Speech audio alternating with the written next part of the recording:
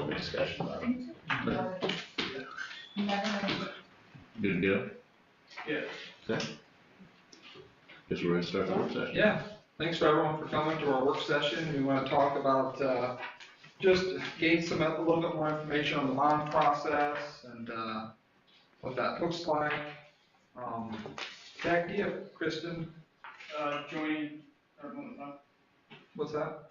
joining now. Yeah. Kristen, can you hear us? I can't. I've got an echo. I'm gonna go to try to dial in by video. You're gonna try and dial in by video? Yeah, because it's got a really bad echo. Okay. I'll do it right now. Is it the combination of the 7 mics that we have in here? It possibly could be, You need to do the 7 miles per minute. but Spitball ideas. the difference is that it doesn't echo on YouTube. So I don't know why the feed would be different for the video call. You're the pro man. You tell me. Can we go ahead and do the pledge of allegiance? Do it. I don't think we need to start the pledge. We'll do that in the meeting. You don't do it. It's on the minutes, yeah, but it should be. We'll forego the pledge For the workshop. for the work session. We'll do the pledge. So I guess we'll start. Brett from Baker Tilly wants to go over the report that we have about the financing information. Yeah, that'd be great. Yeah. Good evening, thank you for having me. I'm Tyler Huffleholtz with Baker Tilly, and I'll be walking through the financial implications of the proposed project. I'll start off on page 3, just shows your current outstanding debt. You just have one series of loans outstanding, and that's the series from 2020. And you have annual payments of about $730,000 a year on this. And those will be paid off in 2030.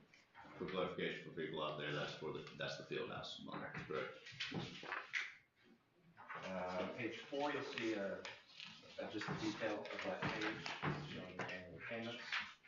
And then if you look at page 5, it'll show your calculation of your general obligation debt limit. And that is calculated by taking 2% of 1/3 of your net assessed value. So that means you are limited if you do general obligation bonds to $2,537,000. So we put a few different scenarios together here. If you look at page 7.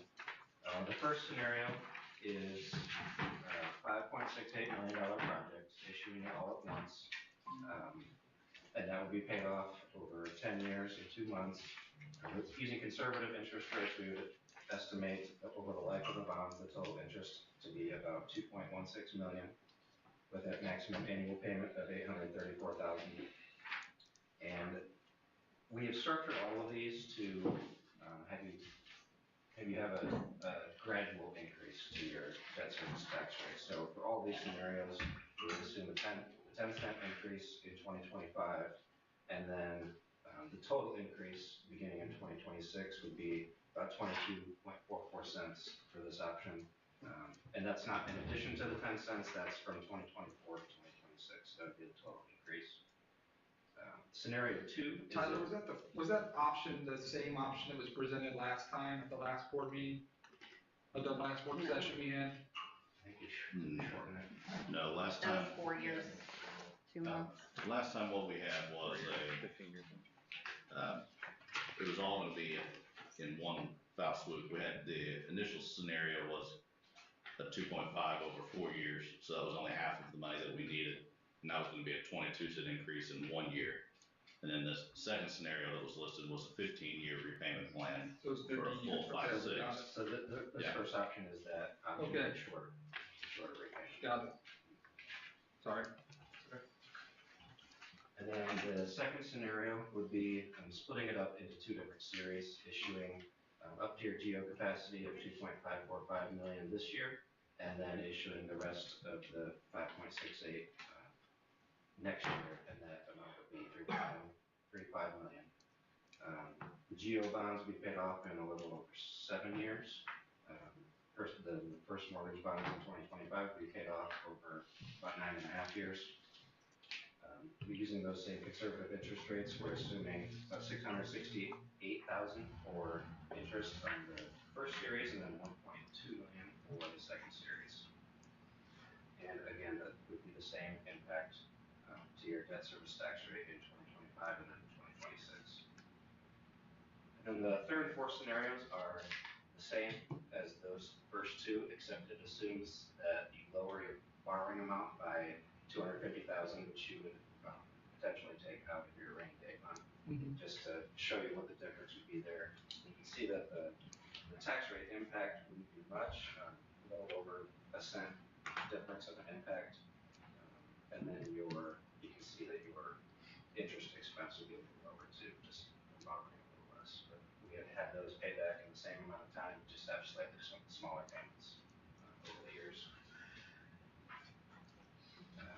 Page 8 shows what that first option looks like. And you can see outstanding debt in green and the new debt in blue. This would be issuing everything all at once.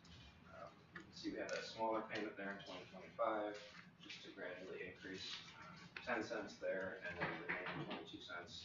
You can see that black line going up in 2026. And then it would be at that level until about 2030, and then payments would drop after your existing debt start to fall. Page 9 shows the detail of that chart. And then page 10 will show that second scenario. The light blue would be the series that you would issue this year, and the dark blue would be the series that you issue next year. And again, we had going up to that just under 40 cents for your debt service tax rate, and then coming back down to 2031 when your existing debt builds up. Page 11 is the detail of that, and page 12 is that third scenario where you issue everything at once, but $250,000 less. So that looks pretty similar visually. And then page 14 will be that last scenario where you issue two different series, and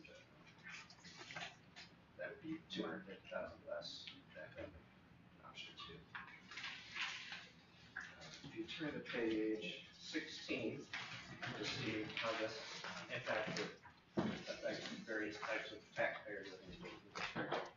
This first page is that 10-cent impact, and you can see that someone with a median home value within the district of $170,600 see an annual impact of $79.69.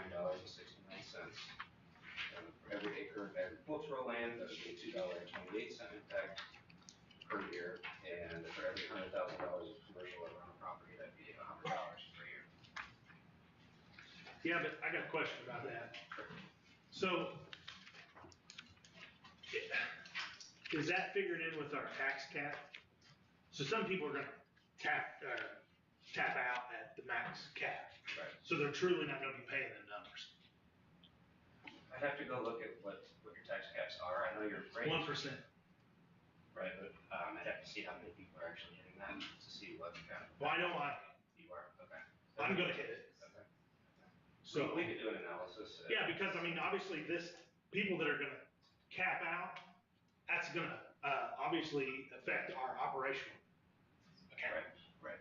Yeah, so if somebody's already at the cap, if the rate increases, they would not be paying anymore. Correct.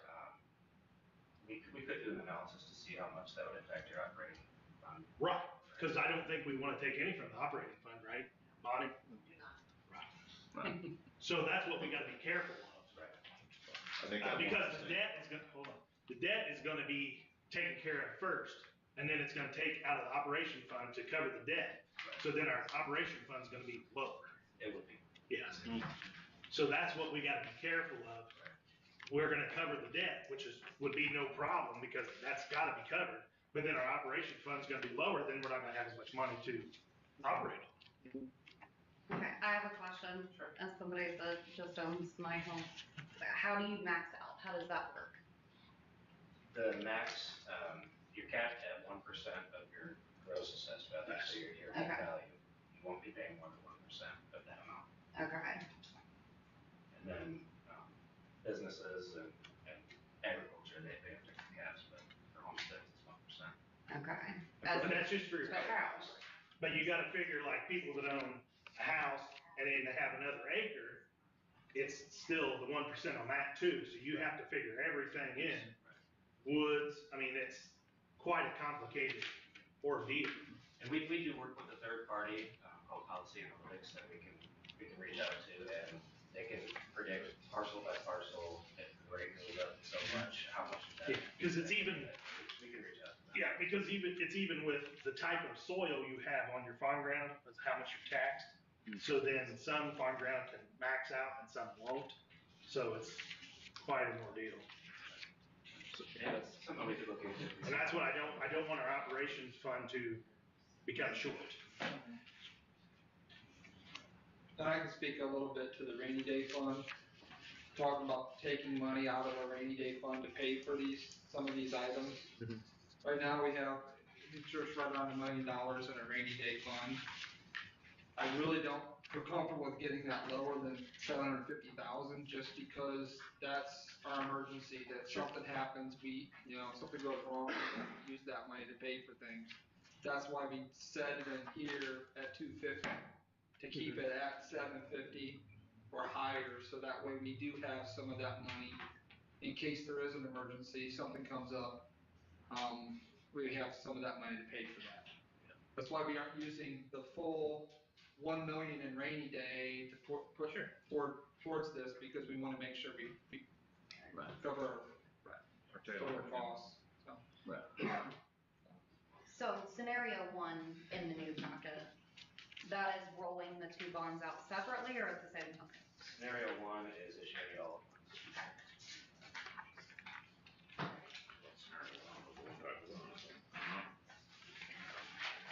So then on page 17, it'll show you the full impact.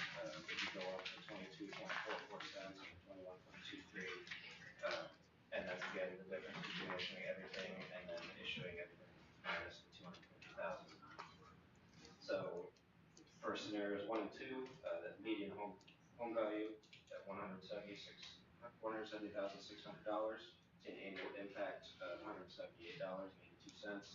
And again, that's not on top of the 10 cents. That would be the difference between 2024 and 2026 when you're all the way at that gap.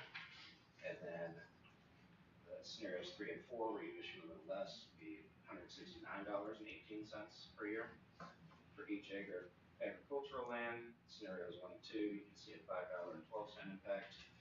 And scenarios 3 and 4, you see $4.84. And if every $100,000 of commercial or rental property, scenarios 1 and 2 would be $224.40 per year, and then scenarios 3 and 4 would be $212.30. That's all I have, but I'm going to answer any more questions that you have. So the difference between what we got last month with scenario two and what we got this month, scenario one, is just the timeline of the payback? Yeah, we're showing larger payments over a shorter amount of time. Well, the discussion that led to some of the scenario being developed was because the last month's scenarios were basically a 22-cent increase in 1 year. What we are trying to attempt is to stair step that up so that we're not seeing that impact to our taxpayers all at once. Right. So not that 2 years is great, but spreading it out over 2 years helps, and hopefully with assessed value increases that we're hopefully going to see, maybe that impact will be even less. Last month was the worst case, our worst case scenario was that it would be a 22-cent increase in a year. Now we're at a worst case scenario of a 10-cent increase 1 year, then a 12-cent increase the following. And we are conservative with all our numbers. We are assuming no AV growth numbers and conservative interest rates. Hopefully we'll know your AV soon. Other counties are starting to see their, we haven't seen Shelby counties yet. Right. So any increase that you see will drag these impacts down. Tyler, what interest rate did you use to come up with these numbers? 6. Okay. Very conservative. If you issued them today, probably see a little under 4. Okay. So these numbers have gone down pretty Mm-hmm. significantly. Do you have any questions? I have a Lancer question, but that doesn't mean that I won't have another question for you. Okay, so if we're looking at, we gotta do the roof, we gotta do the HVAC, 100%, right? If we were to do the issuing over 2 different years, is that delaying how quickly we can get to it, or does that fall on your timeline? So their funds would be, they would receive that first and have to follow. We would need to schedule, the work to follow the funds available. You know, the first part of the work, which is the design part, it is not the big dollars, right? It's 5% of the whole project, and then there would be a payout schedule to your contractors. So if you think about them doing the work over a year and a half, you're just paying them monthly as they're doing the work. You pay them the following month after they do it. So with it being stair step 2 years, we would just need to schedule that work to follow the funds being available to pay the contractor when he does the work. So it could slow the total completion somewhat, because we need to follow those funds being available.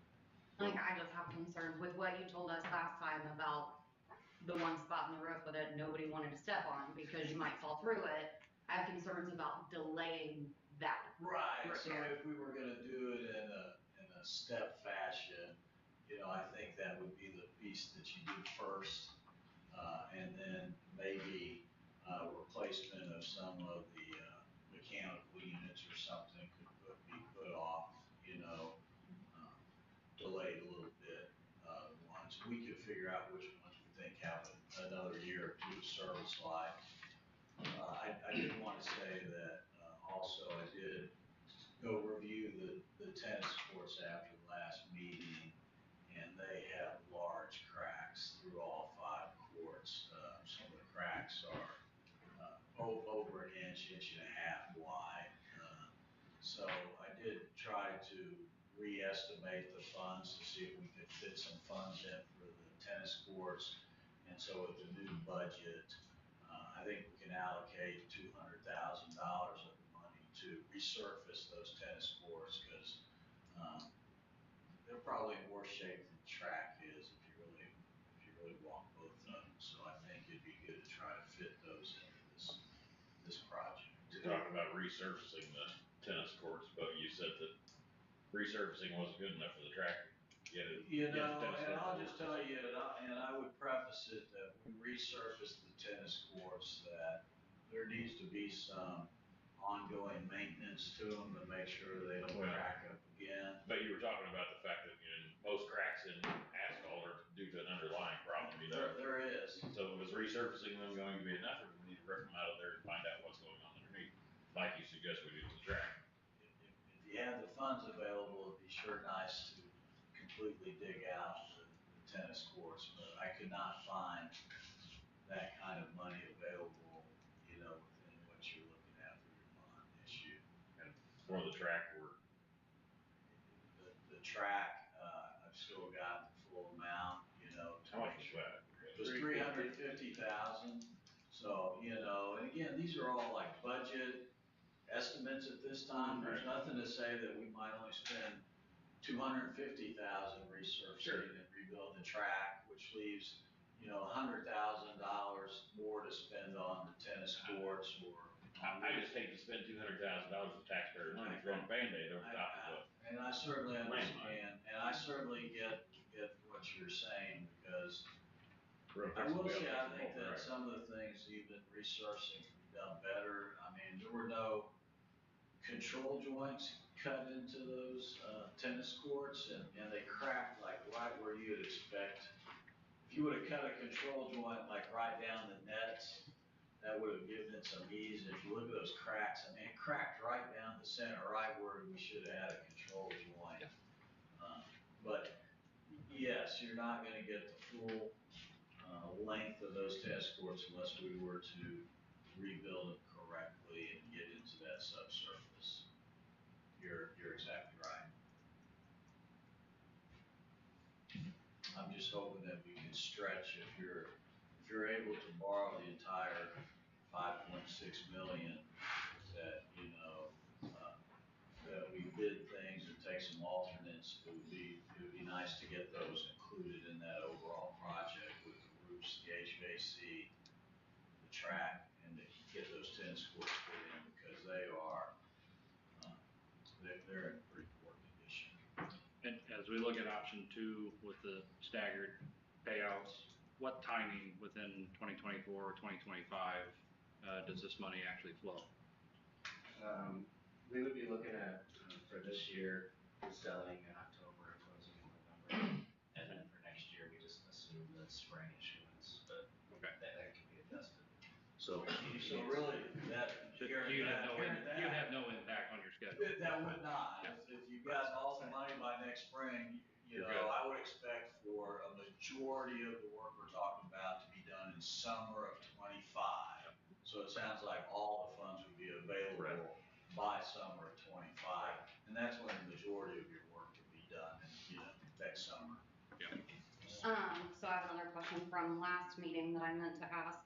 When you reference on your little red and green yellow, we don't have any green, but that would be cool if we did.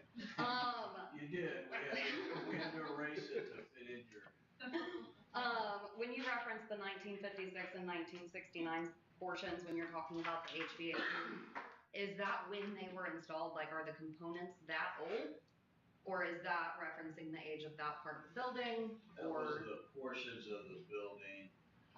Your unit ventilators, they have not been in place since 1969. They only have about a 25-year lifespan. Do we know how old they are? The engineers did look at the age of them. I don't have the information here.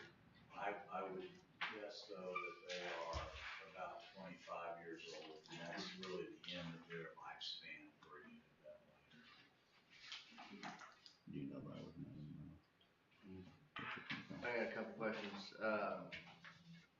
Say, was the track, if it was because we didn't maintain it enough, could that cause some of the cracking to where we could just resurface it as well? Or is it 100% known that it is a drainage issue? Or is it because we didn't maintain it every 3-5 years, whatever's recommended for that? Well, it's kind of a tough question. Obviously, if better maintenance was performed, it would last longer. But typically, some of those big, large cracks that you see a lot of times are in the subsurface that's not draining well that causes it. So it's kind of twofold there, I think. Better maintenance would make it last longer, but at the same time, maintenance isn't necessarily going to make up for, poor draining soil subsurface underneath it that could cause some of those larger cracks you see. Okay. Second question is, if we did, being that this is a budget and it did come in under budget, what would happen? Would the money just go straight back to that? So say we did it for 4.5 instead of 5.2, or? You would, when you do your hearing, you're gonna say, we're borrowing this maximum amount of money to do, projects, at the high school, the elementary school, and on this campus. And so, you're telling the public the maximum amount you're gonna borrow, so if there's money left over, you're gonna be able to spend it on your needs at either the high school, the elementary school, or the campus, because that's really what you're going to share with the public that the money's going to. So if things come in under budget, and there's an extra $200,000, $300,000 left, you would be able to take care of more of your needs that you have here, and there's plenty of them. Okay.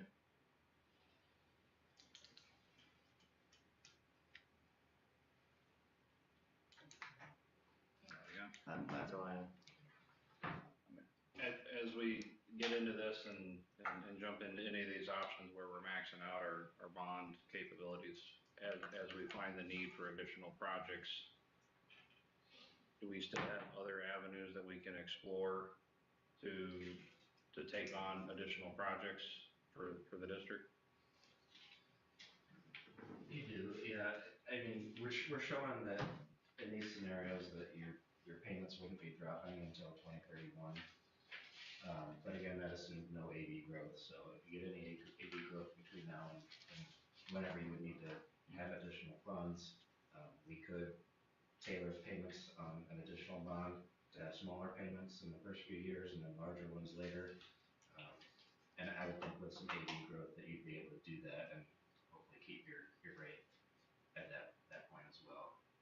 And we also could, and these are just proposals, we could structure these a little differently if you wanted to. Say if you wanted to see a drop in a few years, just to give you some more capacity, we could push some principal back into those later years. But, yeah, that would just be something we need to decide before selling the bonds, if you want to have a little drop a little sooner. Okay. But our growth hasn't been that much. Our assessed values went up, but I mean, as far as our growth, as far as, we don't have any housing divisions. I don't see anything coming in the next 5 years. I could be wrong, but I don't see any type of growth like that happening in our area in the next 5 years. Yeah, the assessed values have gone up though, so Correct. if you're concerned about your rate, any growth that you get does help the rate, and it doesn't Right. help lower anybody's taxes. Correct. Yeah, if you're concerned about the rate, it's the assessed value is what you're looking at. So even if you don't have growth, just whatever that number is what will drive the rate down. Yeah. So with scenario 2 on today's packet, it's still pretty much just ripping the Band-Aid. It's gonna be, we do one in the fall, we do one in the spring. All of it's gonna hit at once. Yep. Pretty much. It's just, I mean, it does appear to save some interest payments a little bit. And then possibly the assessed value will go up, which will make it so that the tax rate doesn't have to go up as much, or, okay. Yeah, so you can see the total interest expense will be lower in that second scenario, just because that second series, that amount would be outstanding for as long. Our payments higher. Yeah. Payments are what, $200-some thousand a month? Additional, yeah.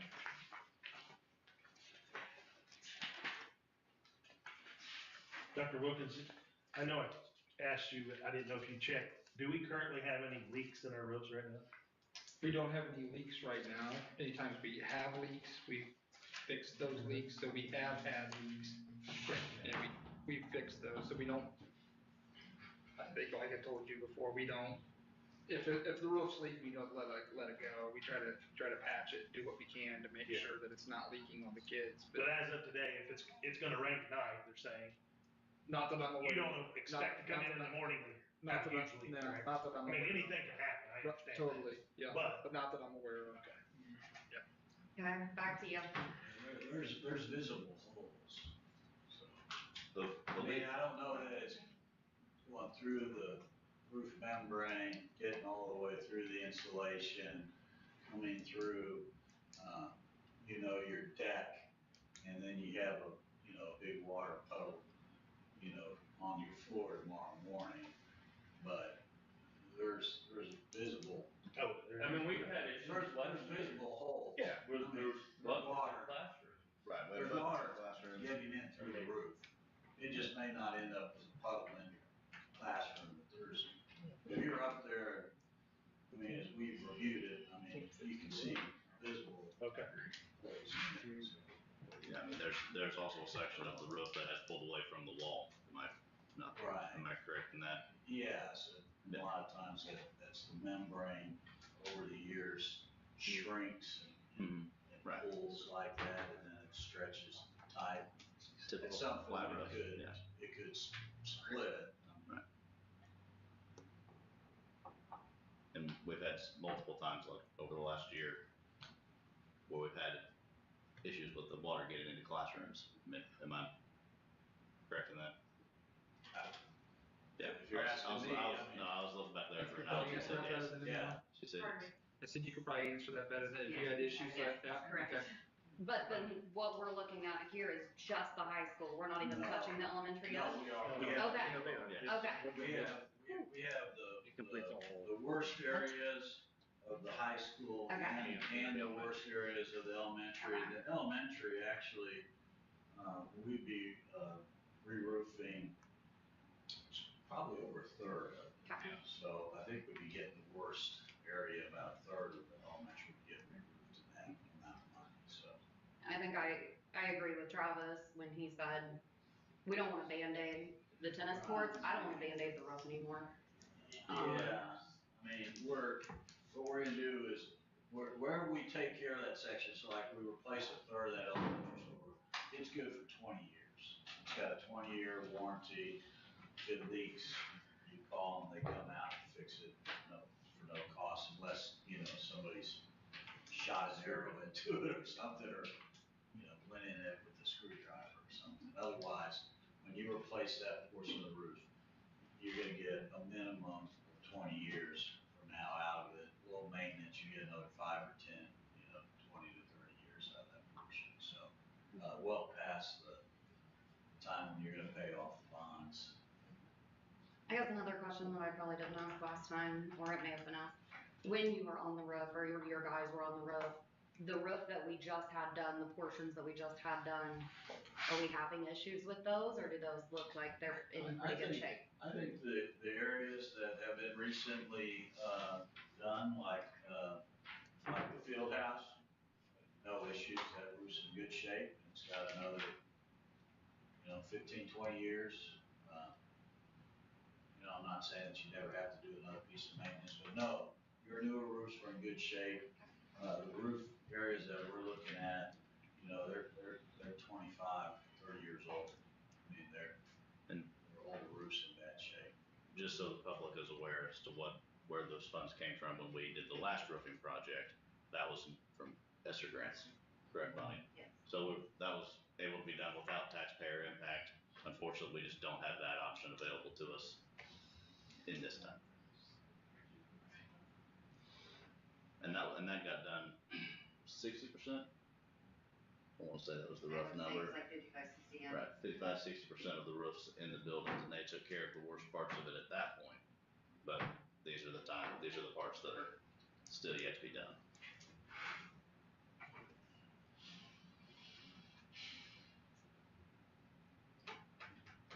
Any other questions for this? Kristen, do you have anything to add? Anything that you want to add to this? Yeah, I think the only thing that I really want to add, sorry, I'm echoing, is that we are really running out of time if we want to do a bond issue this year. So we do need a decision on the GO. We probably have an extra month if you wanted to break this into 2 series. But if we want to do 1 series of lease bonds, we really have to move pretty quickly because there's an extra 30 days that's in there. And that's really my only concern, Jamie, is our timing with where we are in the year. Okay. Did you hear me on that? Yeah. Yep, we heard you. Yeah, thanks, Kristen. Yep. But Kristen, while you're there, just to be clear on this one, if say we were to go with the 2 series, we do have time where we can make that decision at our next meeting. You do, because if you did the 2-step, you would be able to still have time to issue a GO this year in a lease. But if we wait until the next meeting and the board decides to do the larger amount, which is 1 lease series, we're going to have at least probably 3 or 4 special meetings. Right. To get it done this year. Right. I understand. If we wait to do it all until 25, which I don't think was an option, Right. that's where you would have more time. But yes, you would have till next month, but if we move to that option to only do 1 bond issue this year, we would really be pressured for time. Thank you. Okay, I have another question, and I'm really bad with names, so back to Baker Tilly. Out of all of the options that we have been presented, I mean, we're looking at about the same tax rate at the end of the day. What is going to be best for this school to get this building project done, to get the buildings back safe for these kids as quick as possible? I mean, really, the difference between issuing everything this year and next year, it just comes down to, there's trade-offs. If you issue everything this year, like Kristen was saying, it gives you less time to make a decision, because of the extra steps for a lease compared to a GO. And you would also be paying a little more interest on that, but then you also, it would be a simpler process to not have to issue 2 different series. So it's really a trade-off. The tax impact is going to be the same either way. So it really, if you need more time to decide, you might want to split it up. But if you're ready to go, it might be simpler to do everything at once. And the scenario 2, when you say it has the same tax impact, the total rate at the end of the day after the 2 years, yes, it is the same. But right. One option is a 22-cent increase immediately. The other option is a 10-cent with a presumably to be a 12-cent increase We the following year. both of these to do that gradual step up. Mm-hmm. So in both scenarios, it would be the 10 cents next year and then the additional 12 cents. 12 cents the following year. Yeah. Okay. Well, and then if we do the scenario 2, then that would push you off on work, probably, right? You wouldn't be able to. No, No, it 'cause it's spring. sounds like you'd have all the money by next spring, so. Even with scenario 2. Yeah, so however. The first I didn't know scenario, it's available by next spring, you don't need most of it until next summer. Okay. So you'll have it all in time, so. So the 2.5 million we paid for engineering, planning, and long lead equipment, then the remainder will pay for the labor. That's it's a little more complicated for us as far as steps that we have to do, but it allows that tax burden to be at least spread out over 2 years versus all at once. No, it sounds like we're equal. He just said, Right, yes, yeah. go ahead, Chris. Go ahead. She might have been talking to someone else. Matter. Accidentally unmuted. Yeah, sorry, he did say that. So all of these do stair step out, so it is going to be spread out regardless. Yeah, we're just saving some interest on option 2. Yeah. Right. And we're taking on higher annual payment with option 2. That's really the only swap. And also the cost of doing 2 issuance as opposed to 1, so that kind of offsets the interest. There's additional cost, is that right? I mean, Yep, I'm sorry, there's additional cost to doing the 2 options? Or Because you're doing option? 2 bonds, you're gonna have to sell 2 bonds, so. Yeah. Extra cost, you're paying to do that 2 times instead of just once. so that was kind of neutral. It was almost, did it offset the interest versus issuance? It would be pretty close to offsetting. Mr. Ross? So, one thing I'm assuming it would do too, is only put the certain amount of tax liability year 1 on the taxpayer, and then the other 12% you're saying then would come year 2. 12 cents, yeah. So it would lessen the blow year 1. I'm just Correct. assuming. All these scenarios that were being laid out tonight are a stair-stepped approach versus all the scenarios from the last meeting are And I all wasn't at here, and I once. apologize for No, that. that's not. Is there any, can you just give me a quick amount of what, HVAC is how much of this bond, or do you have that so that I can see it? I mean, sure. I'm sure you're repeating, and I wasn't here. Yes, so, approximately $1 million, is for, re-roofing. So say approximately $500,000 at the high school, $500,000 at the elementary school. And then, so that's $1 million. So then HVAC, is close to, within, close would be most of it, so it would be another $4 million. So most of it is HVAC, replacement of air handling units that's reached the end of their life, replacement of unit ventilators that reach the end of their life. It's replacing a chiller and pumps, again, that's reached the end of their life. It's replacing temperature controls, again, that they're old and don't operate. And then there was also some electrical, to support the new units. It's all, cold stuff, right, though, all AC type stuff, or are you talking about heating units as well? Heating and cooling? Yeah, the unit Units ventilators both, provide both, and then, there's then, $500,000 of the total of 5.6 would be for work at the track and the tennis courts, which, if you walk them, they've got, okay, all right, so that's kind of a breakdown of the 5.6 Can I ask a follow-up? Is the HVAC just at the high school, or is it covering both buildings? It is, mainly at the high school, the HVAC is. Like your 4-pipe costing that you had in there with both buildings, correct? It is the high school. Oh, that was only high school. That was, okay.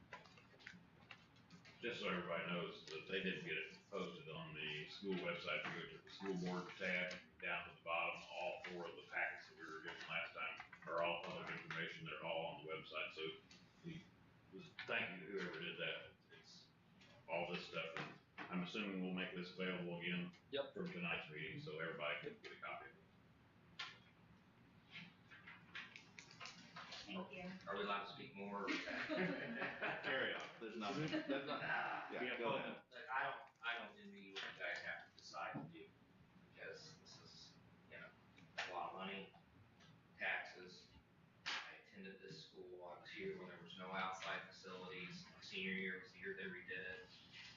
Biggest part I hate is that it hasn't been maintained, because we fought hard as a student body to get that stuff done. Raise taxes, same scenario, right, people weren't happy. It's a lot of money, heating the air, the roof, all has to happen. So, I don't know, I'm gonna be affected tremendously by this as a farmer. But I spoke to somebody a while back ago and I said we have a choice, and that is that we either pay the money or, the other option is our school goes down, trouble, maintenance is the issue outside, out there, trust me, well aware of all the problems. I don't know, taxes went up a lot this year for farmers. Homesteads were capped. A lot of people's houses either went down or stayed negligible. So I don't envy the decision you all have to make, but if I have to weigh in, my kids go here, your kids go here. I don't know who else it falls on unless we want to build a bunch of houses out here and change this school. So that's our option. Unless you got a big bag of money. My last question is, so let's say we go all in scenario 1, we get $5.6 million. Does that money go into our general fund? No, what all that money has to do is go to these projects. I understand that, but for the short term, does it go into our general fund and then we pay these contractors? Now, as the work is done, we get reimbursements from whoever's holding that We don't bond. require the We money. do not get the money up front. It's all reimbursement. It's a construction loan. It's a construction loan, yeah. I say, we turn in invoices and they pay the company. The reason I ask is that we acquire that money up front, can we not invest the money? But right now, interest rates are high. Yeah, they are good, yeah. And with $5.6 million, you can advance the money over the course of 2 years. Got it. Right. You know darn good well that's what they're gonna do with that construction. Right. 5% on every $1 million, $50,000 times 5, $240 million right there. It's a lot of money.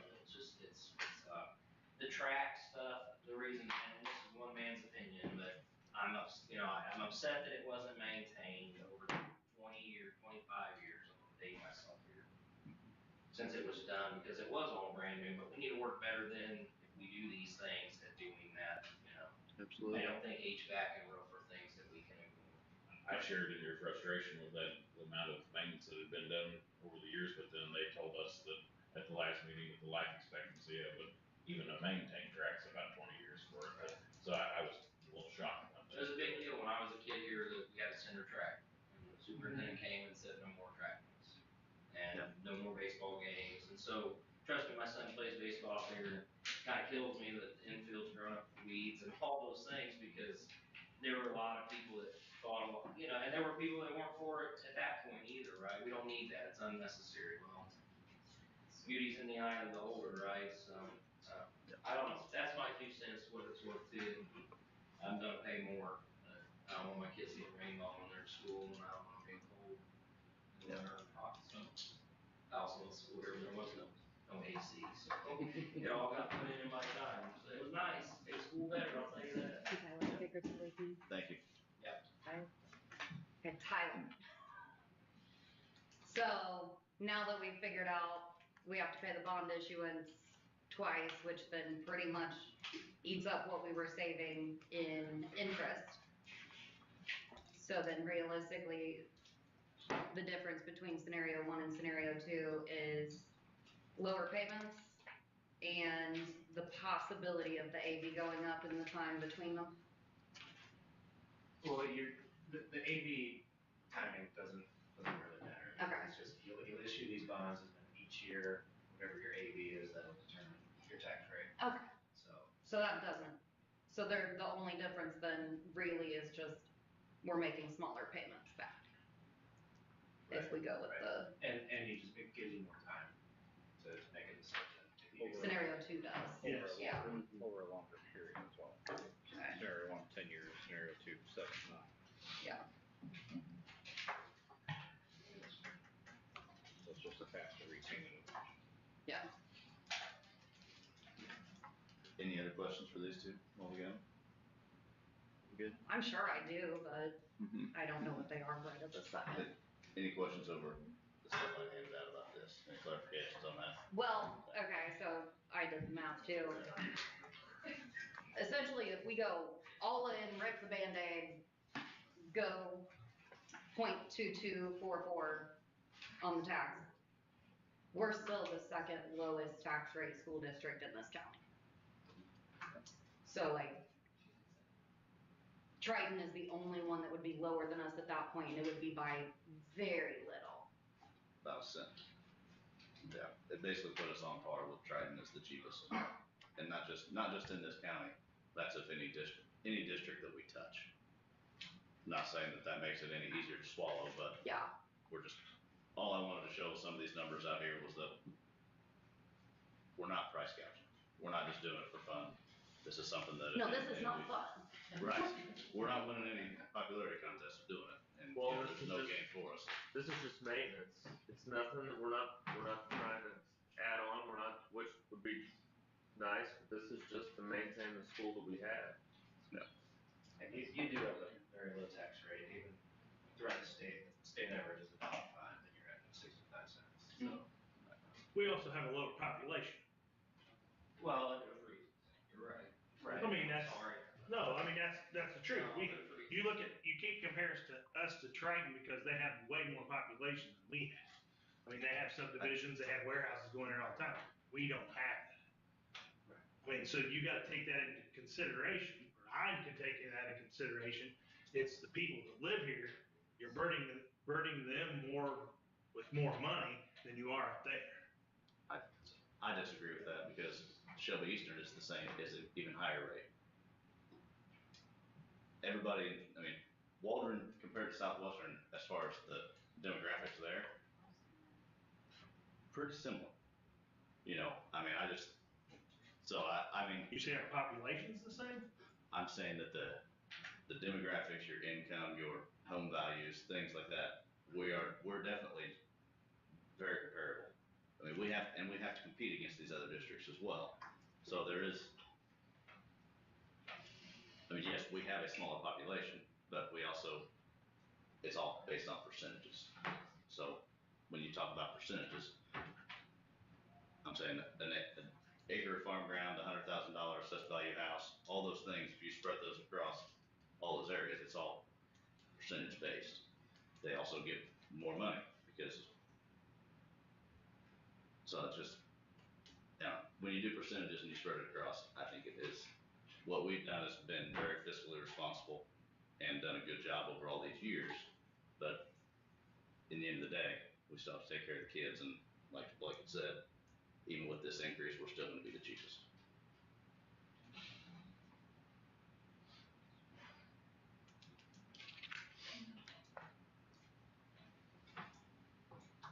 Anything to add? I don't have anything else to add, no, but just thank you for coming tonight.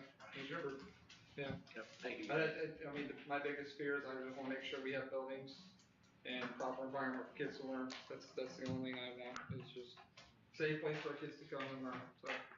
So, I guess, I'm sorry. So from what Kristen said, if we don't move tonight on a direction, we're not going to be able to do the one time. Scenario one is not on the table unless we do it tonight. But, And I say that back. We could, if we wanna have an extra We four would- special we would meetings. have another session. We could do it. We could do it.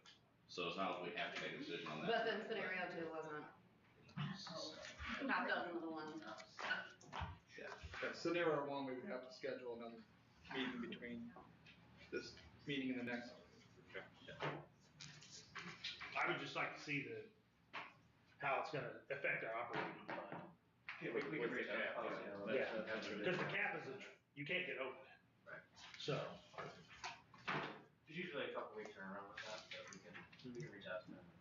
Thank you. Get some protection. Good. Anything else? Good? No. Thank you. Thank you. Thank you. Thank you so much. guys. Thank you. Appreciate it. So we'll adjourn the work session and, thank you. Thanks, Kristen. Zach, what all do you need to do to, transition to? You good to go? Good. Yeah. Well, let's go ahead and start the meeting, pledge.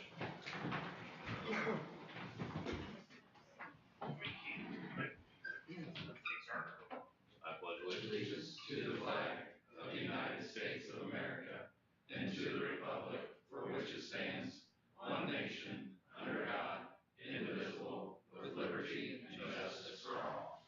Hey Derek, what time is it? 7:28. 7:28. Guess we got. Sit here.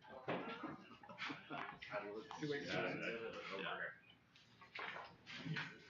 There are some people coming in, so. That felt like more than an hour.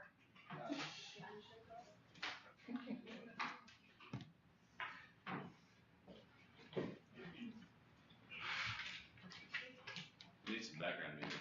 Somebody have one? It's all Zach's playlist. Oh, nice.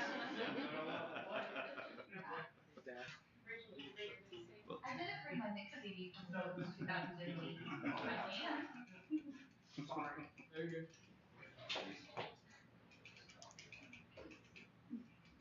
Yeah.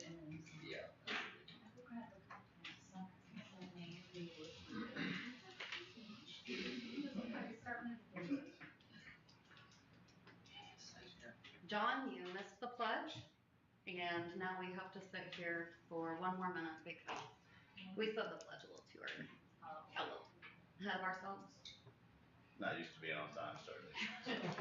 Never. Nobody was gonna say anything. Nobody was gonna say anything. Traffic standard is flush by itself. Yes.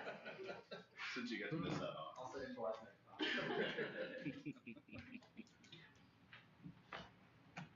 We're good. Good. Okay, let's go then. Well, thank you everybody for coming. Thank you for those who attended the work session. Go ahead and go to any agenda modifications that you have. We don't have any agenda modifications this evening. Open the floor for public comment. Anybody have anything they'd like to say? Go ahead. Okay. Good evening, everyone. My name is Paul Dowdy, and I apologize for not getting here earlier. I didn't see on the website when we're having a meeting for this. So I apologize because I have some comments regarding what was discussed last month's meeting, that from the information that we received from Baker Tilly and Master Rice Miller regarding the capital projects on the facility addition and renovations, specifically the roofs, the HVAC upgrades, and the track out there. And again, I apologize if I'm covering information that was already before, but I feel that I need to mention that. I would ask that the school board allow for additional questions and comments during the meeting tonight due to the fact that additional information may be provided that the public has not been made aware of prior to making any decisions on these projects. I took the information provided regarding the tax assessments to the county assessor and Thurston to determine how my property taxes would be affected, depending on scenario 2 or the scenario 1 and 3 estimated taxpayer impact provided by Baker Tilly. From 2018 through 2023, my property taxes increased an average of 10% per year. Based on the information that was provided, the low-cost scenario 2 provided would increase my property taxes by 15% this year. Scenario 1 and 3 would increase my property taxes 21%. Property taxes on my property are portioned to the county, the library, the school, and the township. The 15 and 21% numbers do not include any increases that may be enacted by the county, the library, or the township. The capital project fund that was approved by the school board on 11/11/23 for 2024 budget year lists $1,750,000 for building equipment for all buildings. The capital projects fund, the way I understand it, can be used for equipment, maintenance, construction, and repair of buildings, land acquisition, and fees for professional service. I asked what was included in Southwestern's capital projects fund for the time period of 1/1/24 through 12/31/26 as listed in the capital project expenditures. How will that increase what our tax rates are also? During the January 12, 2022 school board meeting, $443,300 was approved to complete the roof project and be paid to quality roofing specialists to be paid by the ESSR 3 grant funds. At the 4/27/22 board meeting, approval to pay quality roofing $199,620 for roof repairs, which is also to be paid from the ESSER 3 grant. I'm unsure if that amount was included in the original approval from 1/12 or if this was additional money that was requested. The work on the elementary roof was completed and work had begun on the high school roof. Mr. Oliver reported at the 5/18/22 meeting that the repairs were almost complete. What did these repairs all entail? And are these repairs part of where the new proposed work is to be completed? If so, was there a warning on the work that was performed in the first half of 2022? Regarding the track replacement, during the July special meeting, I asked how long the track was supposed to last. I believe the reply was 20 years. The track was built in 1999. That's 25 years ago. Why hasn't it been placed on a replacement list earlier and included in earlier information? I realize that we need to make sure that we have facilities that are up to date and current and well maintained for the safety of our children and the staff that we're working in from them. I understand there's going to be an increase with this. I just wonder, why some of the things that have occurred in the past, these items were not addressed. Back several years ago, when I was on the Building Improvement Committee, and we did the upgrades in the gymnasium and throughout parts of the building where we went to the 4-pipe system from the 2-pipe system, why the coolers were being changed and upgrades at that particular point in time, why hadn't that been processed and figured in for the next several years so that right now, when we're in the high interest rates, that we're now looking at these items that must be repaired. And I reiterate, I know these items have to be taken care of. I know there's going to be a cost associated with it. But I'm just wondering where all the numbers are going to be as the property taxes go up, and told me that I am right at the cap of where my 1% is. If there is more money that's added by the county, the township, etc., how it's going to do with the school's regular increases, that it would go over the cap, and then other people, if they're not up to the cap, the way Ann explained it to me, those property taxes that because I reached my cap, would be undergone by other people that have not reached their cap yet. And so there's a lot of additional things to think about versus just the scenario 2 or scenario 1 or scenario 3. So I ask that there's got to be, there's got to be a lot of transparency, and I do appreciate what the school board has done to allow us to have this transparency, see what's happening. But there may be some additional things that come into play that we've not thought about, and whether or not we can actually acquire all those funds. Thank you. Thank you. And just so you know, the posting on this, typically it's been on the school board section of our website. It's now under public notices. So that's where those were posted as far as our work session. Also, some of these questions were answered in there. So once you review, go back and review the footage from that work session. If you have any other questions, by all means, please reach out. All right. Thank you. Any other public comment? Any takers? Go ahead. Hi, my name is Skylar Eichinger, and I'm here tonight speaking on behalf of my wife, Brianna Eichinger, and my children. My wife and I are both former public school teachers and current homeschooling parents. Tonight I want to bring to your attention a situation that happened a couple days before school started. And hopefully start a conversation that will help Southwestern be the best school district it can be.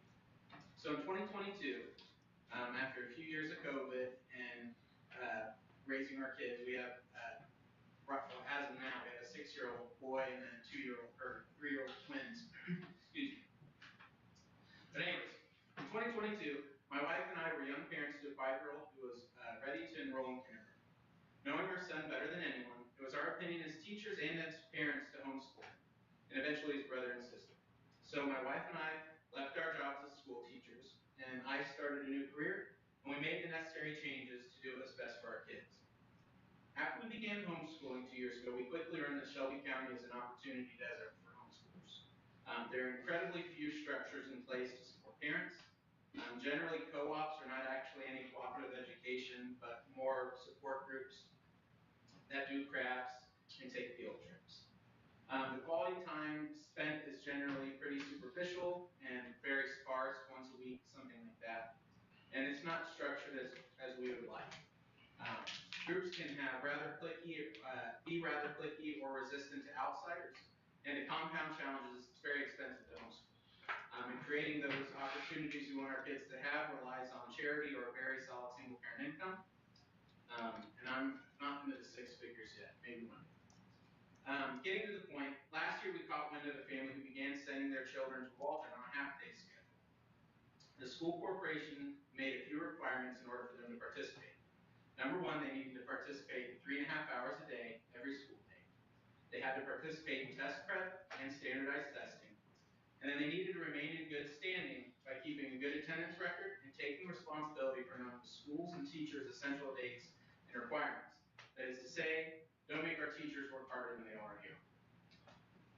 Hearing this, we decided to see if Southwestern Elementary would permit our child and children to attend on half days.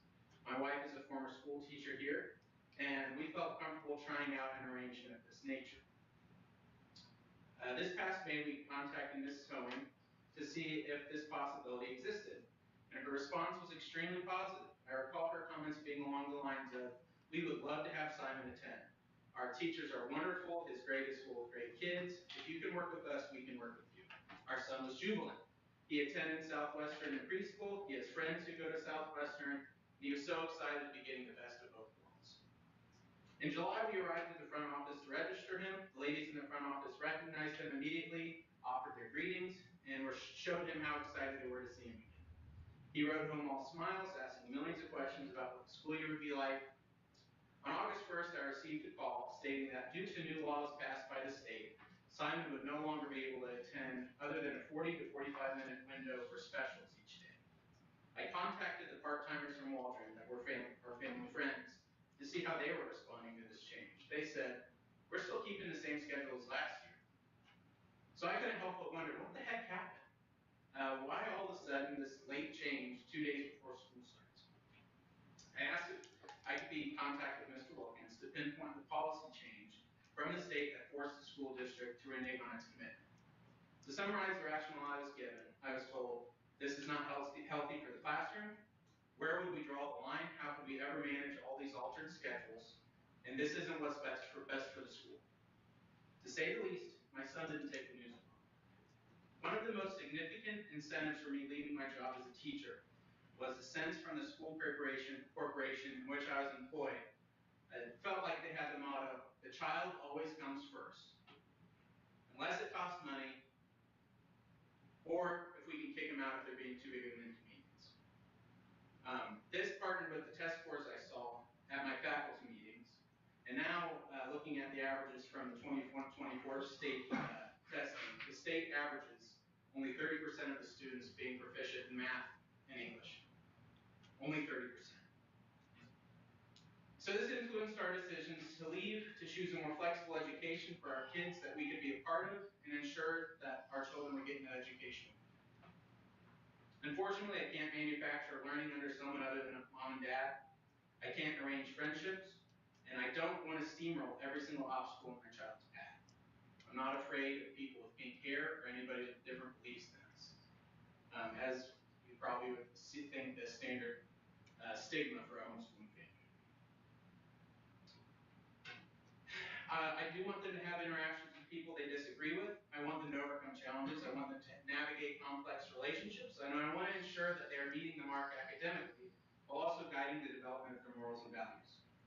As you know, the #1 determining factor in a child's success in school is not the quality of the teachers, it's not the quality of the budget, it's not the quantity of the educational opportunities or the child's intellectual ability. It is by far the involvement of dedicated, loving parents who hold their children accountable and push them to be the best they can be. Many public school families fit this mold, but homeschooling families even more so. They sacrifice careers, income, and comfort for the sake of their child's future, with all the taxes and zero access to the funds set aside for their children by the state. So it's with a sincere heart that I ask you to reconsider your position and instead work to support all families, including homeschooling families. Choose to welcome these kids in and provide educational opportunities that they deserve and are entitled to, while helping parents grow strong families and a stronger school corporation. Show your constituents and students that Southwestern puts kids first, and establish a part-time program which the dozens and dozens, if not hundreds, at least 150 that I know of, families that homeschool in Shelby County can benefit. Thank you for your time. Thank you for your comment. Unfortunately, we can't respond individually, but I do hope that we can come to something. Yeah, you guys, we registered, so you have our contact information if you need it. Thank you. Okay, go ahead. I just wanted to take a minute. I'm the National Honor Society sponsor, and I have 14 great seniors this year. I initiated them last spring. And this summer, I reached out to them via text message and said, hey, week before school starts, we're going to start doing some community service hours. Our goal is to fulfill 10 community service hours in the school year. They are active in sports, clubs, everything, you name it. They're super all active kids. And I got 10 out of the 14 kids just by sending a simple text message, a random Wednesday in July, to show up a few days before school started. They cleaned all of the windows, interior and exterior, on the elementary. We cleaned all of the windows inside of the courtyard, which it'd been a while. They were, that was a job. And outside the field house, and then they weeded the whole front of the elementary. Worked really, really hard. So if you see any of those kids, please tell them thank you. I gave them praises. I fed them, which is pretty much why they came, I think. But please tell them thank you if you happen to see them out. Thank you. Thank you, and thank you for organizing that. Any other comments? Hearing none. Go ahead, Jim. So we have consent items and claims, request approval of minutes of the previous meeting. Any questions on those? We need to vote on that. I move we approve those as presented. Second. All those in favor? 7-0. We also have request approval of accounts payable vouchers as well. Any questions about the accounts payable? motion to approve. One second. All those in favor? 7-0. Business and financial reports. Yep, no action item here, just wanted to let you know your financial report is attached in your board packet. You also have the extracurricular and cafeteria account report as well. They're supplied. We're going to news business now. Recommend the acceptance of these donations and grants. We have a donation from Mount Pisgah Baptist Church in the amount of $1,450 for the FCA. That's the Fellowship of Christian Athletes organization we have here. We also have the donation from Mount Auburn Christian Church in the amount of $50 for the Spartan Food Pantry. And then we also have the approval of 2425 Small and Rural School grant in the amount of $47,840.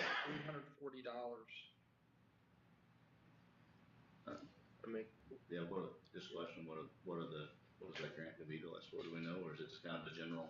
It's a general grant. We can use it for a variety of things. One of the uses that I'm looking into is taking care of some of the data managing that we need to take care of in the schools. Any other questions, comments? Look for a motion. I make a motion to approve. Second. All those in favor? 7-0. We also have some annual things that we need to do. Request permission to post on the DLGF Gateway the notice of budget hearing on September 11th, 2024. This is an annual thing we do.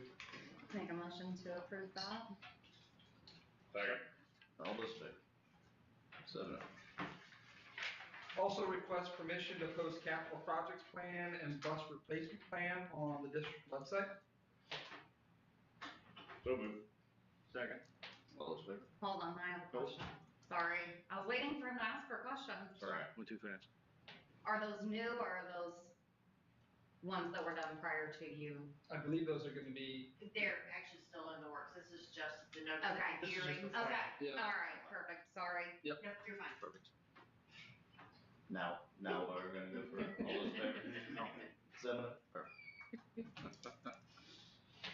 Next, we recommend the approval of the Power School subscription certificate and PD Plus subscription for $13,898.25. This is a Power School hosted subscription. It's $9,100. The Power School hosting SSL certificate is $540.75. And then the PD Plus subscription is $4,257.50. That's how we get that total amount there. Any questions? Let's start there. No questions. Make a motion to approve. All those in favor? 7. In your packet, you also have a list, recommend approval to sell listed technology equipment. And you should have a paper from Zach Sprout on the items to be sold. I'm told that many of these items are obsolete and probably won't get much out of, but it's a chance for them to sell them. What's the method of which we sell those? Is it just sold to another provider, or something the public can have access to? What's that look like? I'll provide it for sale for teachers, staff, students, Mhm. and then past that, I think that it's not. I don't think it's worth the time to put it on Facebook Marketplace or anything in that regard. So at that point, you sell it to a recycling company that would basically buy it and try and take all the gold out of it, melt the gold, and sell that for themselves. But Right. it'd just be sold to a recycling company, post students and staff. Very good. Make a motion. All A second. those in favor? 7-0. Letter F, recommend approval for permission to start informal negotiations in regards to the upcoming teacher's contract. We'll do another recommendation at the next board meeting for formal negotiations, and also ask for a couple of board members to serve on that as well. Motion to approve. Second. All those in favor? 7-0. Next, we have a recommendation to appoint board members to attend the ISBA IAPSS Fall Conference. This is the conference on the September 23rd and 24th. Right now, Derek is I'm good for one day for sure. the one that's going the one day. Didn't hear back from anyone else on, as far as availability to go, so he's our choice. Any questions, comments, or concerns? I don't even know if that needs a motion, does it? I don't know. I don't think it needs a motion. No? Okay. It's like notification, There perfect. you go. Also recommend the annual adoption of the teacher appreciation grant policy for the 24-25 school year. This is, should be in your packet. It's just an annual, requirement that we have to do. So you'll hopefully approve the teacher appreciation grant policy, and then I have to submit it to the DOE by the 13th of September. So. Any questions at all? I'll make a motion to approve. Perfect. Second. All right, all those in favor? 7. Letter I is the recommend approval to pay Blue River Environmental and Restoration for humidity remediation that took place at Southwestern Elementary. This is in the amount of $14,118.31. And you should have information in your packet. I move we approve to pay for that. Second. All those in favor? 7-0. Next, we have some policies here. This is our first reading of policies submitted by Church, Hiddle, and Antrim. I'm going to read through these. There's no vote required. We just have to do our reading tonight. So the first policy is we have A300, and you have all these in your packet. Responsible use of technology and internet use policy. We have A301 is the wireless communication device policy. We have B150, organizational meeting, board of finance and committees. B200 is a membership policy. C525 is the release and authorization of adult volunteers. We have D200 is the standard of care and supervision of students. We have D375, which was the employee discipline. D500 is the school resource officer, employment and training. E125 is the promotion, placement, and retention of students. And G360 is the data breach and protection policy. I have a question. Yeah. So previously when we would do policies, after we would do the first reading, they would go on the website so that people could read them, especially the cell phone policy, just to go ahead and digest it. Mm-hmm. And so I was gonna see if we could get those after tonight on the website so that people probably can take a tomorrow. glance. Yep. Perfect, Mm-hmm. Thank you. Yep.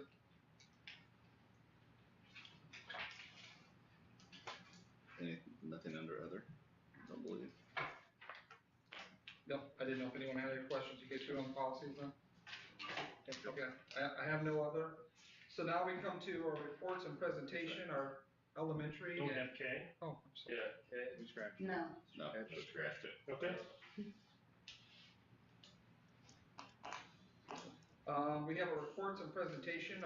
Both of our principals here, Beth Hoeing and John Tyndall, are here to talk to us about the island scores from last school year. Beth, you ready to go? I'll let you go first. That's what the trainer was for, absolutely. Okay, sorry, Bonnie. Sorry, I Bonnie. didn't think you did. What? Okay, so, I'm gonna spend some time kind of presenting to you not only our, Is that, you mind to see if that'll show up? I didn't know if that was showing up on the live stream or not. Oh, no, it's not. Wait, turn the camera? Turn that camera, that TV. The TV's on. Yeah, TV's good. It's the public.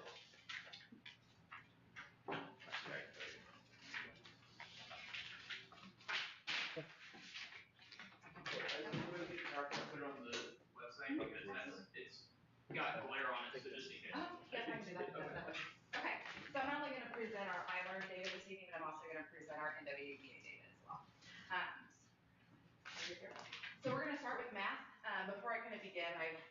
2 years about our needs in math at the elementary school in general.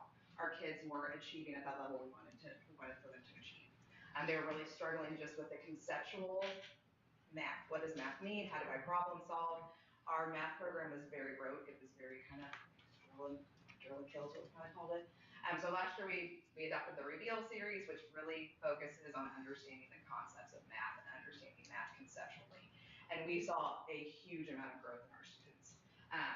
So if you look here at the NWEA, so with NWEA, anything that is yellow, green, or blue is considered, yellow is considered average growth, green is considered above average growth, blue is considered high growth. So 45% of the kids at the elementary school last year exhibited high growth in mathematics based on our NWEA data, which is huge. Overall, as far as just the elementary school in general, getting in the green there means that the elementary school had above average growth in math in general.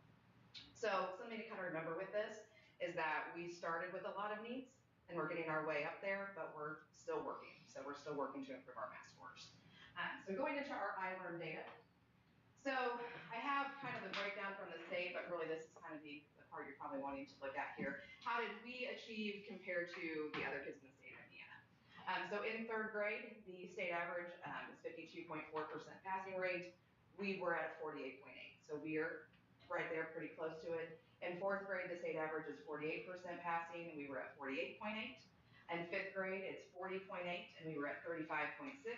And in sixth grade, it's 38.1, and we were at 46.5. So this is a huge growth from the year prior. This up here is just showing a count. If you look at the scores, green is considered at proficient, blue is above, orange is approaching, and red is considered below proficient. So that's what each of those scores means for each of those grade levels. So over the summer, I sat down with my leadership team and we had a summer planning session.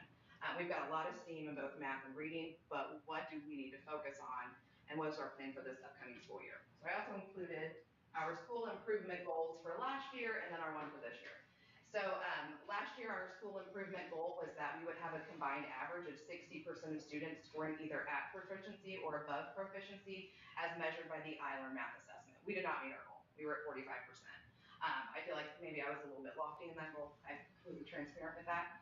So as a leadership team, we decided that our goal for this upcoming school year would be to turn that 45% into 52%.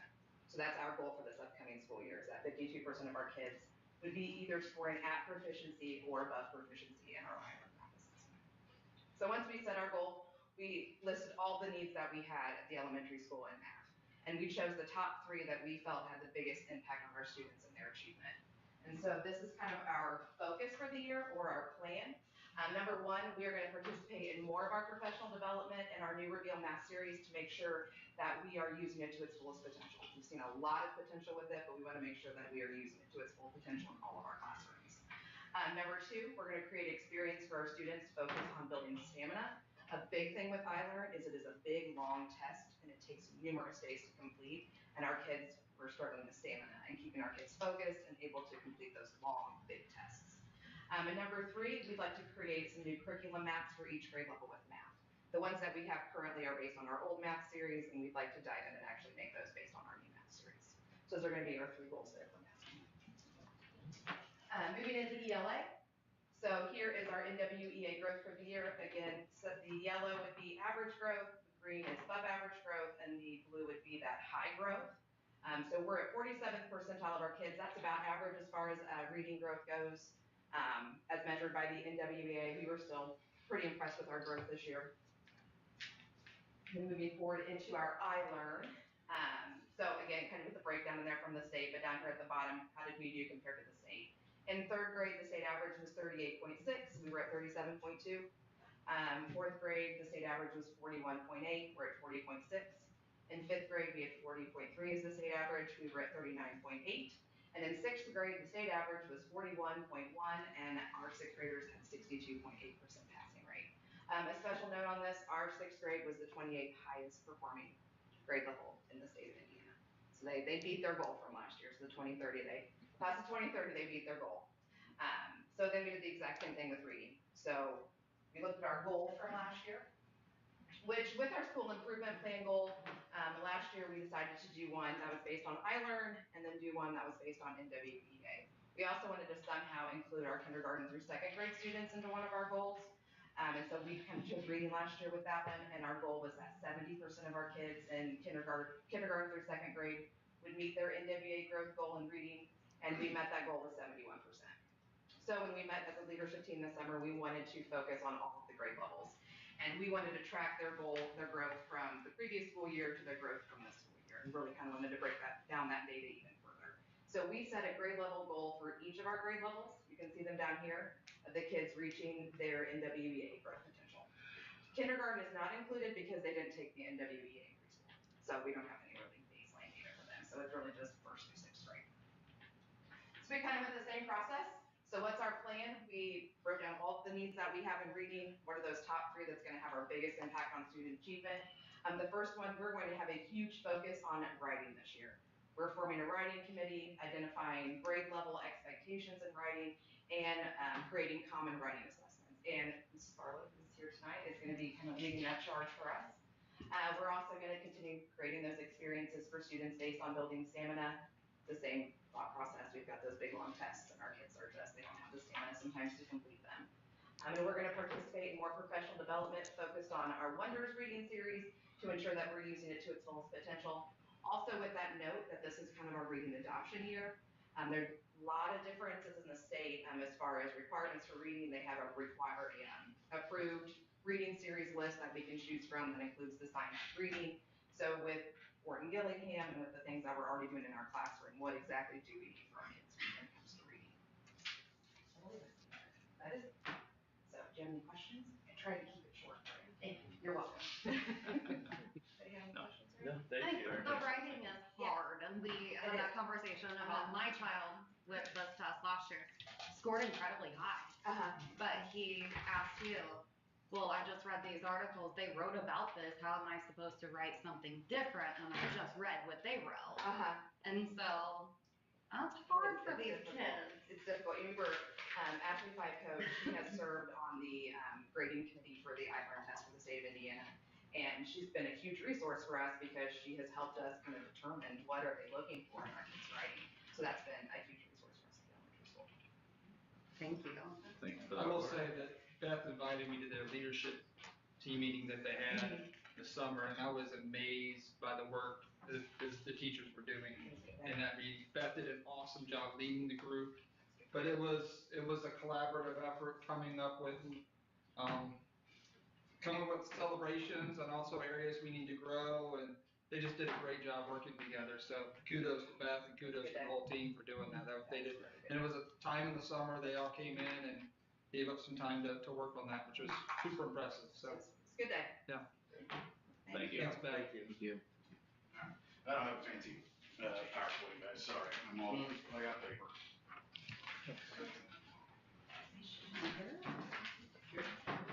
Here's the backside too.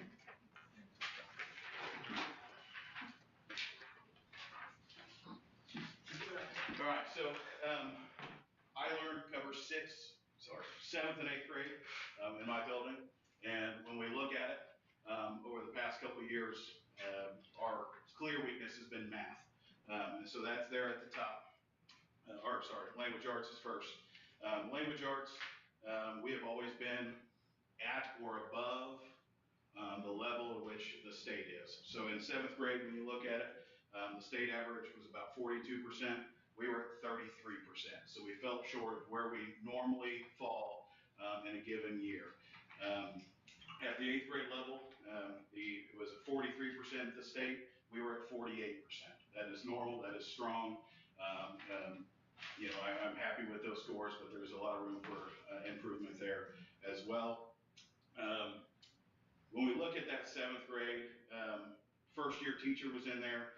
I was listening to Colts radio this weekend, and they were talking about the performance from a rookie to that second year. So when I say that I'm excited about what we're going to see out of the teachers and the performance for next year, it goes without saying that there is going to be that increased growth.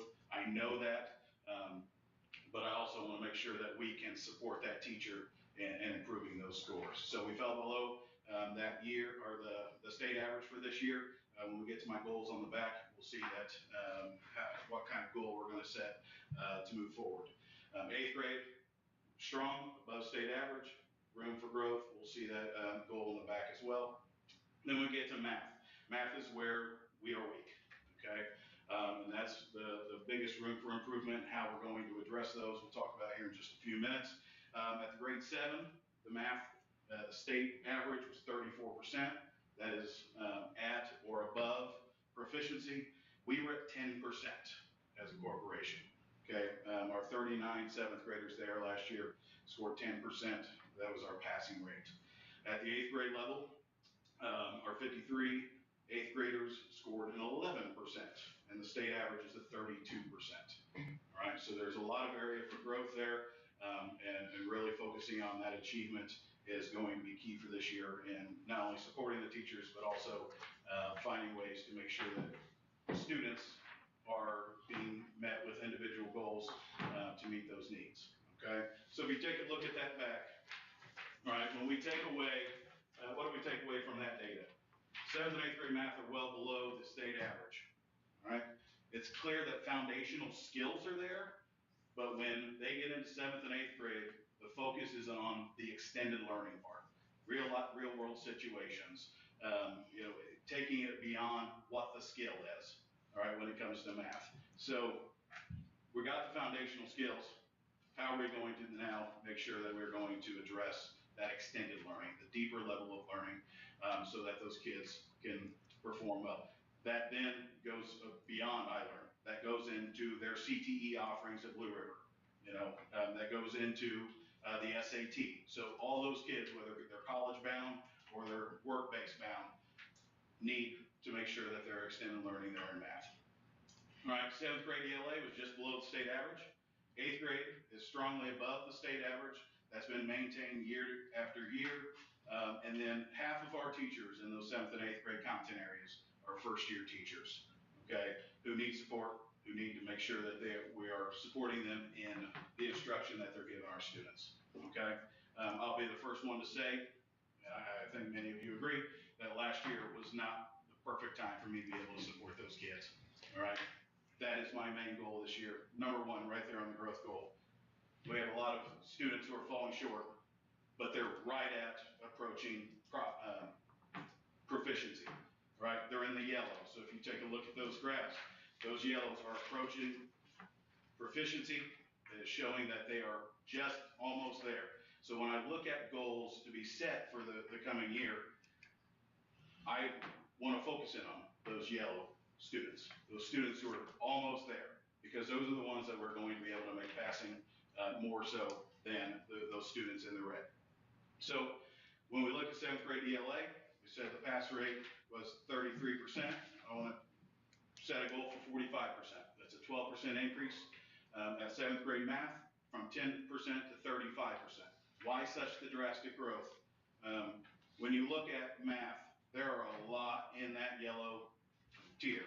A lot that are just right at the bubble, ready to take over into that proficiency level. So addressing those students and looking at that instruction for those students is going to be key to getting them across the line into that pass rate, right? So I feel that we can make that 25% compared to the 12% for ELA because of the low score and the addressing of those yellow, those students who are near proficiency, let's say that.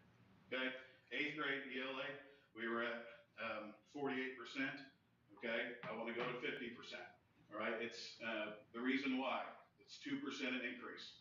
All right, the 8th grade from last year was 59 students. All right, this year it's 39. All right, so one student is going to affect the pass rate by 3%. So I think a small jump is going to be sufficient for that 8th grade group in ELA. And being above the state average, that's going to increase that. I don't want to shoot for the stars on that. 8th grade math, again, they were at 11%. All right, I want to go to 35. So the same as 7th grade math. Again, there are those yellow students that are near proficiency that we're going to work with. I think 35% is achievable. That would put us over the state average. I think that's where all of us could be come this time next year is above the state average. We're extremely capable of that. We're going to work hard this year to make sure it happens. Okay? So instructional, what does that look like? My instructional goals is first and foremost, I've got to be in the classroom supporting those teachers. Okay, and I think with, Dr. Wilkins being here, and us having a lot of stability right now, thanks to the efforts of all of us, that we are in that groove to be able to do that. And I'm looking forward to being able to coach the teachers, provide them with my expertise, provide them with guidance, provide them with support, and go from there. Okay.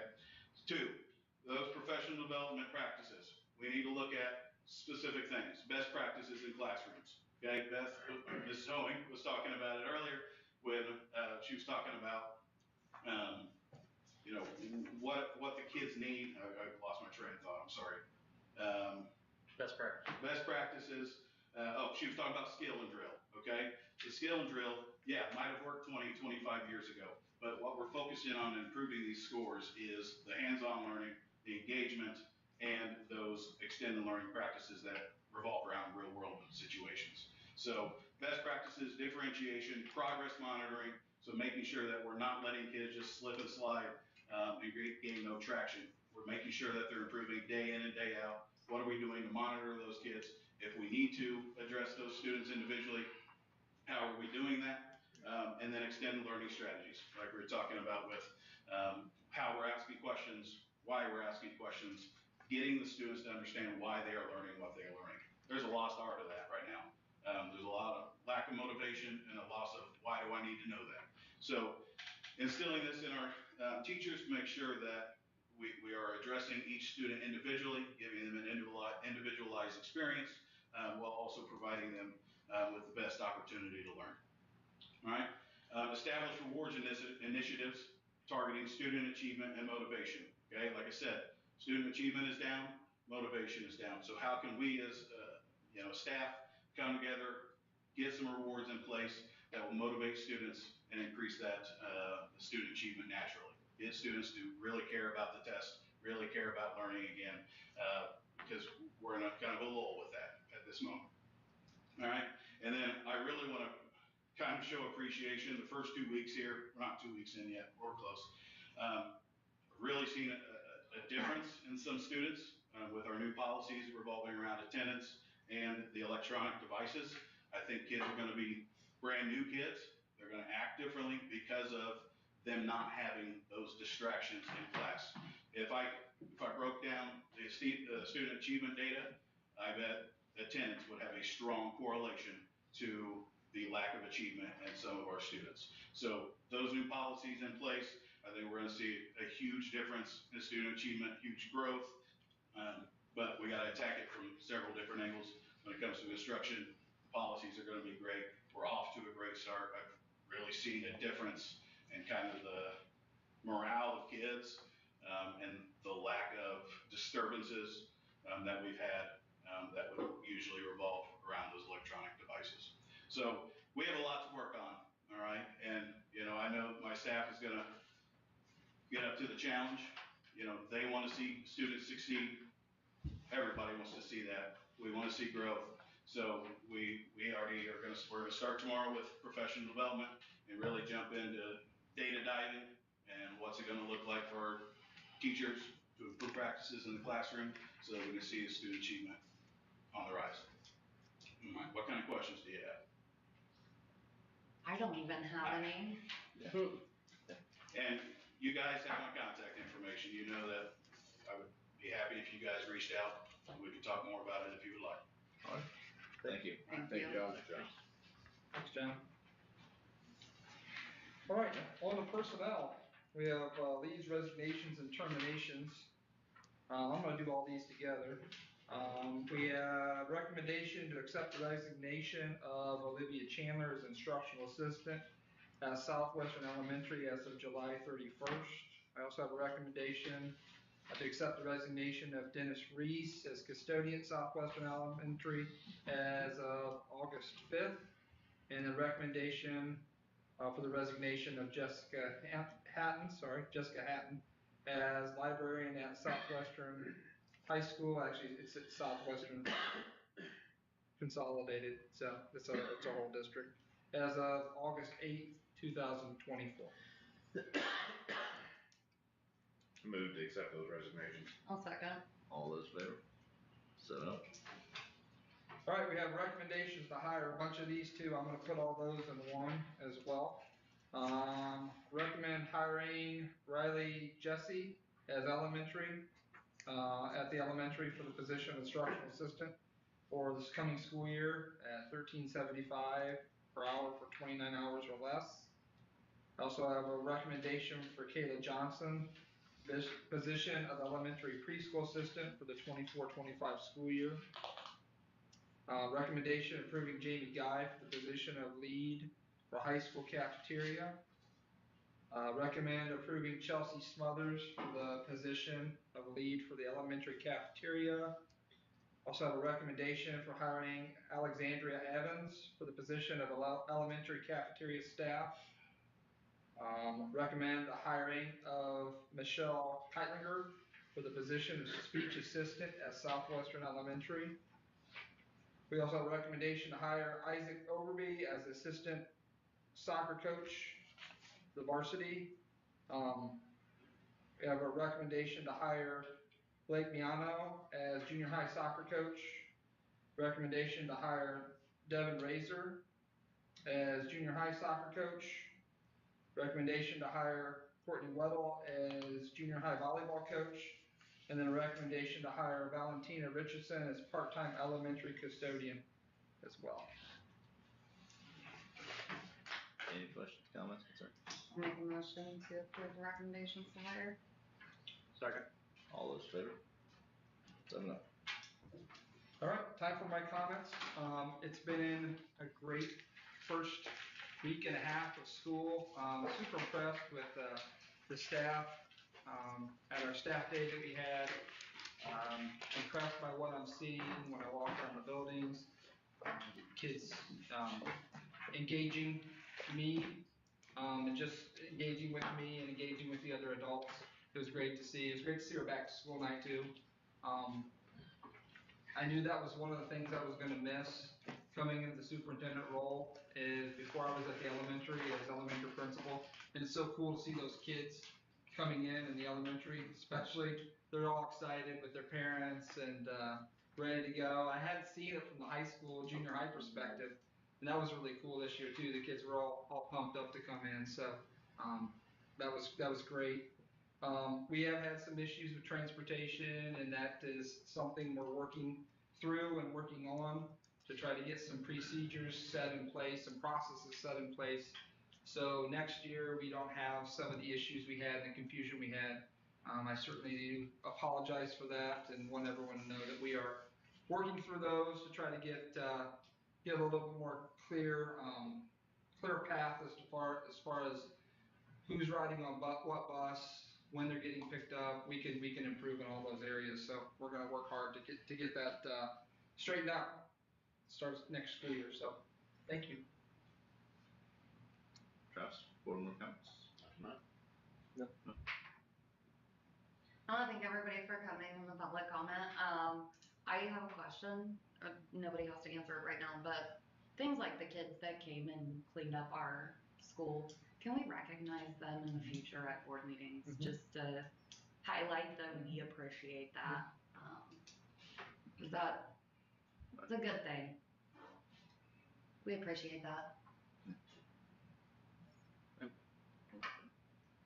Well, I don't have a whole lot. Thank you everybody for attending the work session. I know that taxes are a sensitive subject. Unfortunately, it seems like about every decision that gets made up here is a sensitive subject. So